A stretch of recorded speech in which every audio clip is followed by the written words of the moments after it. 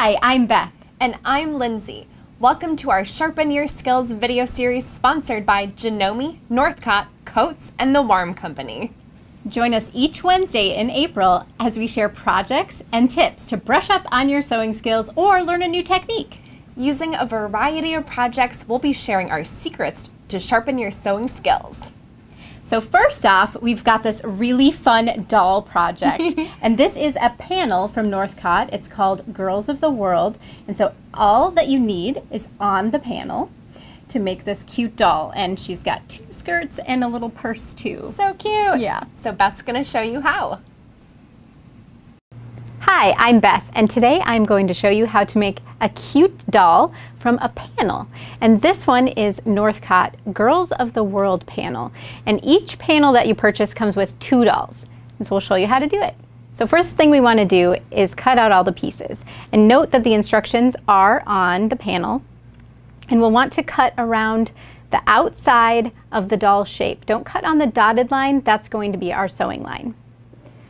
With the straight lines, it's going to be easier to use your rotary cutter and a lot faster, but when you're cutting with scissors around the curved portions, try to keep the panel as close to the table as possible and move your scissors around and not the panel as much. This will help avoid stretching that out too much.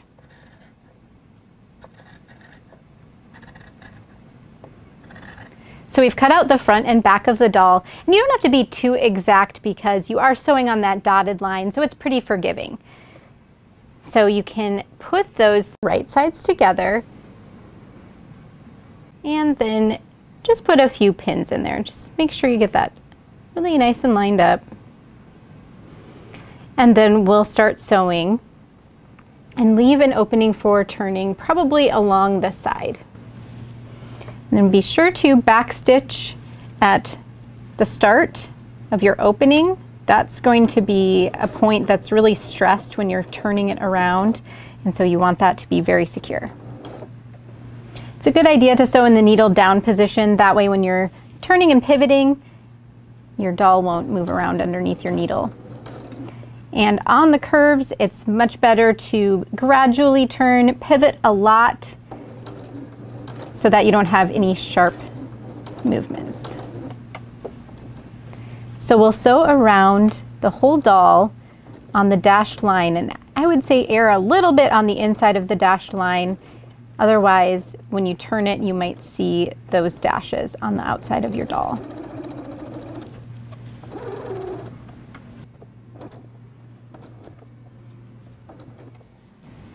We did shorten our stitch length just a little bit. This helps hold the doll together just a little bit more securely.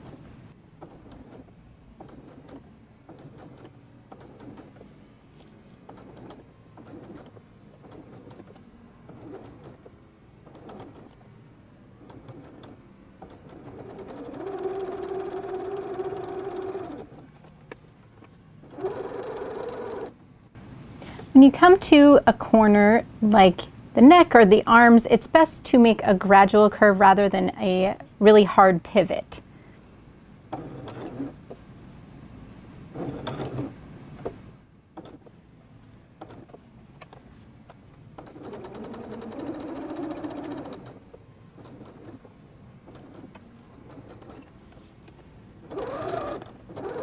When you get all the way back around, don't forget to leave your opening for turning and add a back stitch.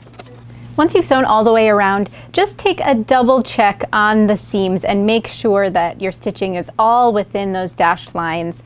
And if not, you can go back over it and just kind of ease that stitching in. Add just a little bit more stitching on the inside of the dashed line.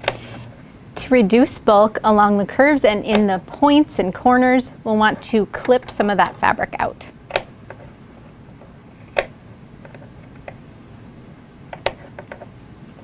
Just make sure not to get that seam.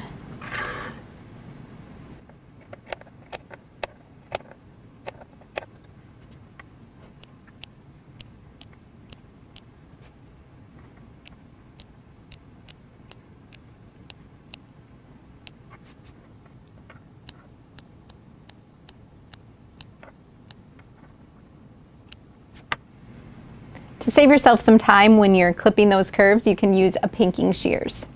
So now we will turn her right side out, and you'll want to have a couple tools with you, maybe a point turner. I've got an orange stick, and I have the stick that came with my wonderful stuffing. So any of those will help you when you're trying to turn out the arms and legs, especially are a little skinny.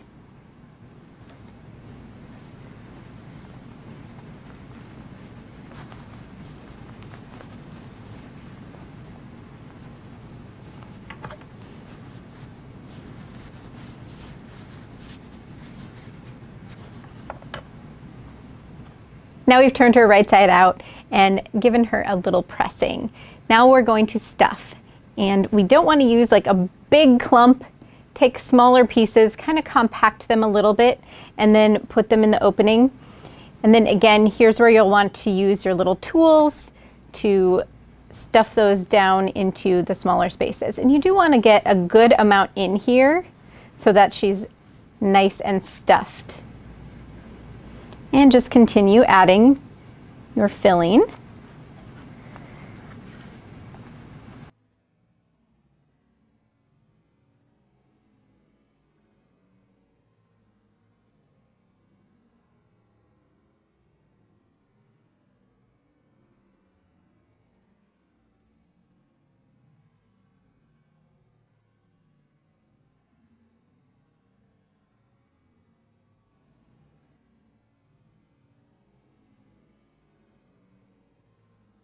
So we're finished stuffing, and you can fold the seam inside on the opening, and I've put some pins in here to hold that closed. And then we're using a black thread to match her pants, and we'll do a ladder stitch to close that up.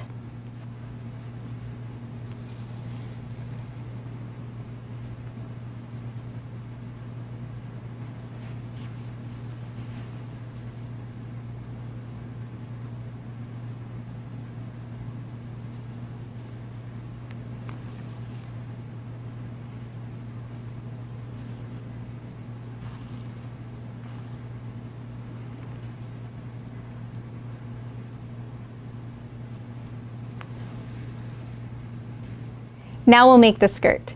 The instructions call for making a casing for the elastic, but we have a fun technique that'll save you a little time. So we're using this Coats EloFlex thread, and this is a stretchable thread. So we're going to use this to sew on our elastic.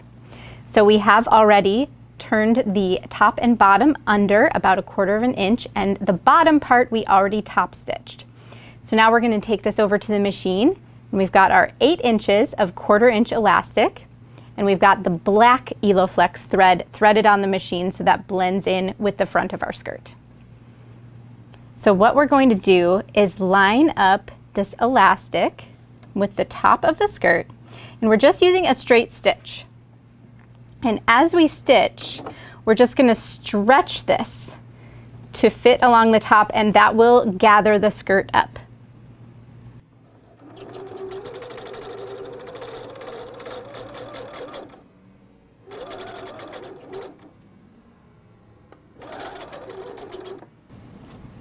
So now we'll fit this to our doll, and you'll just want a little bit, about 1/2 inch in the back overlapping, and then sew that seam together. And you'll probably have a little bit of excess. We do on ours. So once you've fitted your skirt, put right sides together, and I put a pin in there just so I know where I'm going to sew and to hold it together. And then we'll sew down the short sides to close our skirt.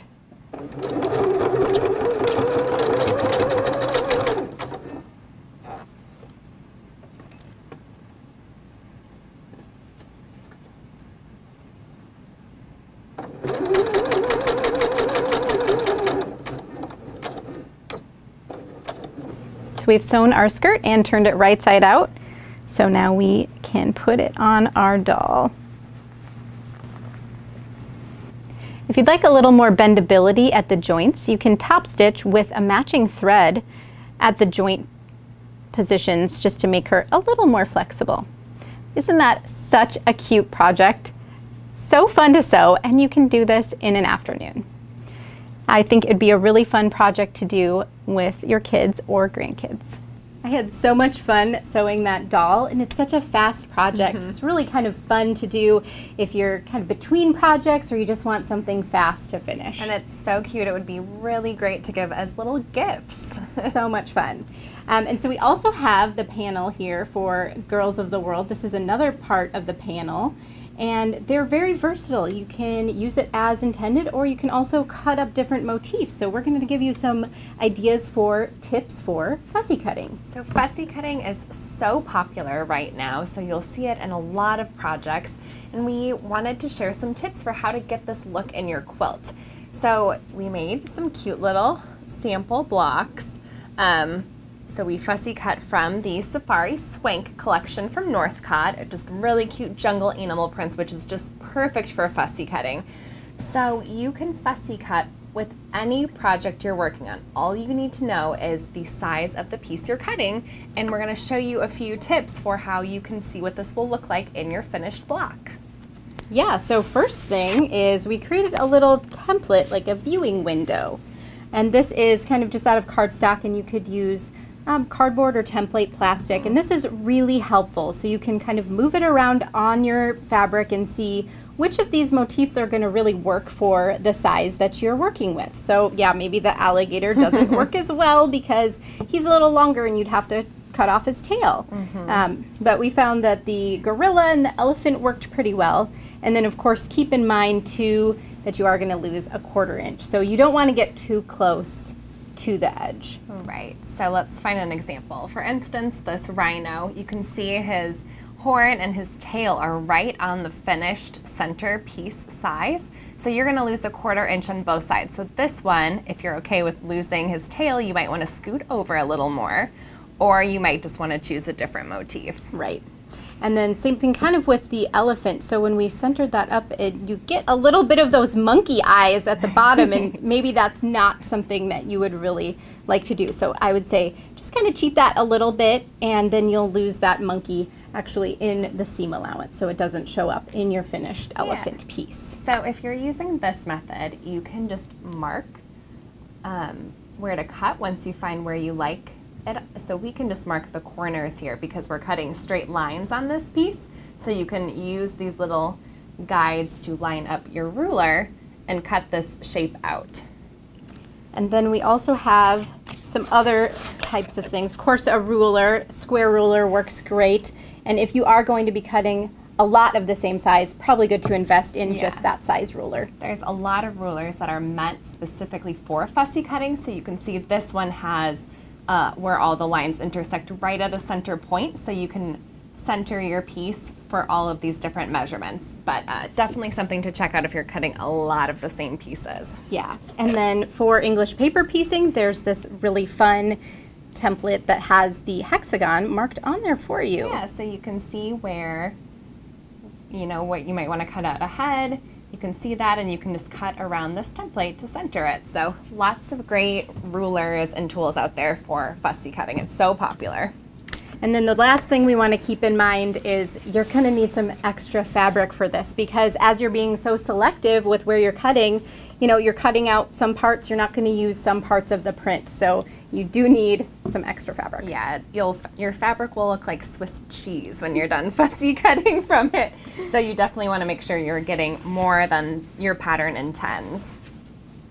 So we hope these tips help you fussy cut for your own projects. It's so fun, and it's a great way to show off some of your favorite fabrics in your quilts.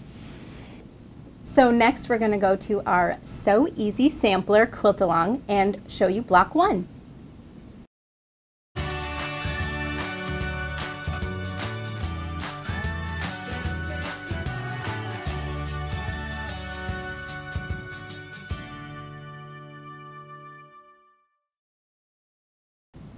This So Easy Sampler is going to be so fun to make with you guys. So each week we're going to be sharing a new block pattern and then a little trick to go along to make it easier to sew. So week 1's block was this one that uses really long strips, and it's made with strip sets, which is sewing a lot of strips together, very long strips. This one calls for 42-inch long strips, which is very wide. And what happens sometimes when you're sewing these long strips is your pieces will start to curve and bow in one direction, which does not make for very accurate blocks. So Beth is going to share a tip on how to prevent this. So what you want to do is sew down one way between your first set, and then you're going to go the opposite way. So now you're going to sew this direction, and then the next one add it in the opposite direction. So you're not sewing them all together in the same way. This helps balance out that bowing effect that could happen. And I'm just going to start sewing these together. Yep, so you can see on what Beth has right now, she has a pin in the top. So if you're having trouble keeping track of which way you should be sewing, just adding a pin to your strips on which direction you should be sewing. So we've done it opposite ways on our other strips, so we always know where we should be starting, is a really easy tip for how to keep track of everything. And the important thing with doing this is when you're adding the strips, especially really long ones, or if you're adding a bunch of them together, the bowing can just magnify throughout your quilt top. So yes, so Beth is being extra safe while sewing these strips together, and she is using the 1/4" guide, or 1/4" foot with a guide from the Janome, so she's getting really accurate seams. So not only is she, moving her pieces in opposite directions when she's sewing, but she's also making sure she's getting a really accurate seam, because in blocks like this, like Beth said, mistakes can just magnify, and soon your block might not be the exact same size it needs to be, or your strips might look really wonky in your block. So this is a really good way to prevent that. So I'm going to add this third strip. So now I know I have to flip this around, and I'll start at the spot with the pin. So that way we're sewing the opposite direction. Yes, so you can see in this example here, I sewed all these strips together in one direction, so it has a really bad curve. So when I start to subcut these into the smaller pieces for the block, it might be hard to line up and find even spots throughout, because it's going to start looking like a rainbow, like really curved, and it might not line up on the edges very well, and the bottom might have a lot of extra fabric. So just making sure that you do this technique will save you a lot of trouble when you're putting your block together. Also really great for any of those strip quilts you want to do, because that is the whole top with strips, and that will really make a big difference. Anytime you're sewing longer strips, you want to do this technique. So then we'll flip that around again, and then we know we're going to start up at this side. Yeah. So that's the trick to making this block look really great and crisp with clean lines, so you get that really nice design effect on it. So next we're going to share 5 things that may be zapping your creative energy.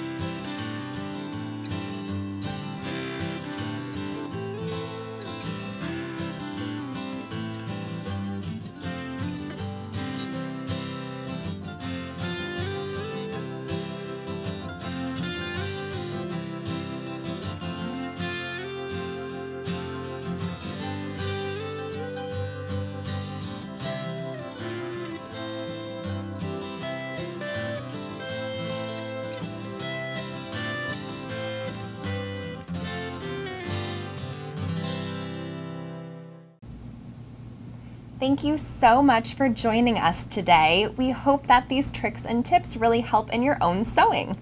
Join us next week for a fun table runner project and more fun sewing tips.